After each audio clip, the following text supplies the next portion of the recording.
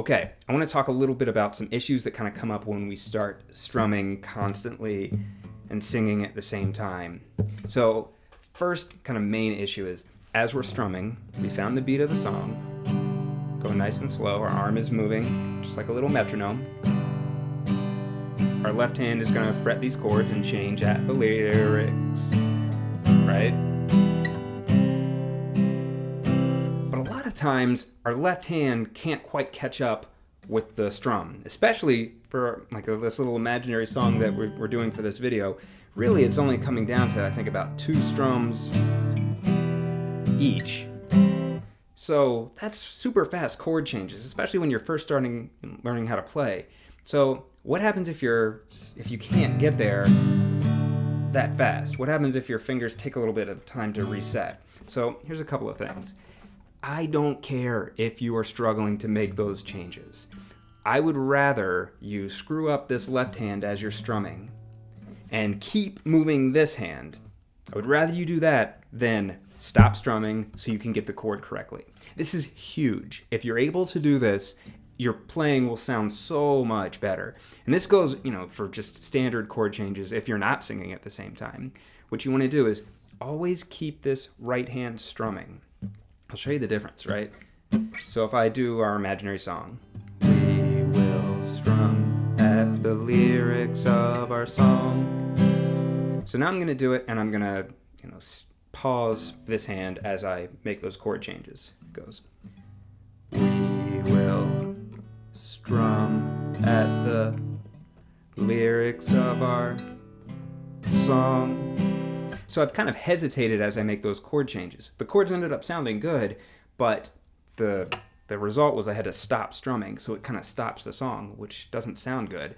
So what I want you to do instead is keep this hand moving, even if this hand doesn't quite have the chords. So now I'll kind of intentionally mess up the chords, but keep this going. Ready?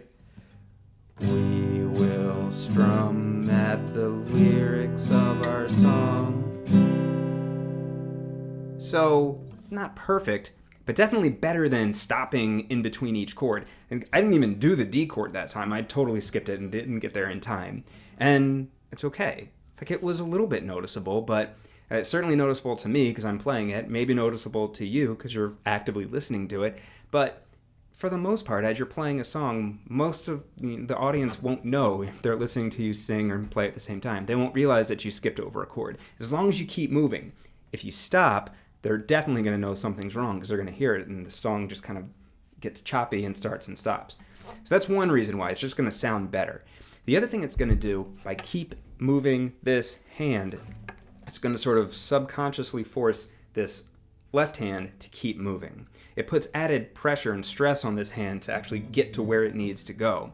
If you always stop when you make your chord changes, you're not really doing your left hand any favors. You're giving yourself as much time as you need to change those chords. And if you do that, you're never going to really get any faster at the chord changes. Your chords might sound good, but the changes won't sound good. So keep this hand moving. Always keep going.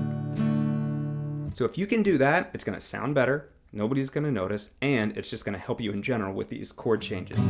Keep strumming. Don't stop strumming, even if you don't quite have those chords.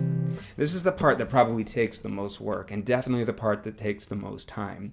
Whether you're a new guitar player or you've been playing for a while, it's possible that new chords are going to give you trouble, and you're going to struggle to get there quickly.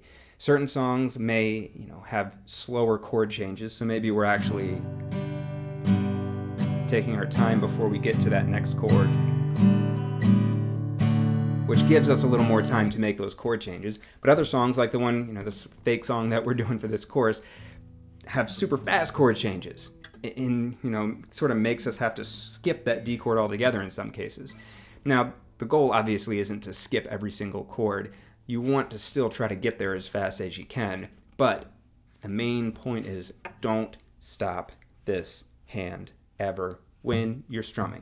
And it's also going to help down the line, which we'll talk about when you actually start doing strumming patterns.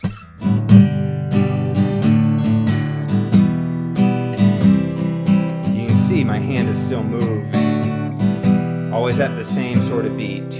Down, down. Right? So we'll get to those fancier strumming patterns in a couple more videos, but for now, make sure you have this sort of technique down. If you don't, stop, take your time, get it down, get comfortable with it, then we'll move on to the next section. See you then.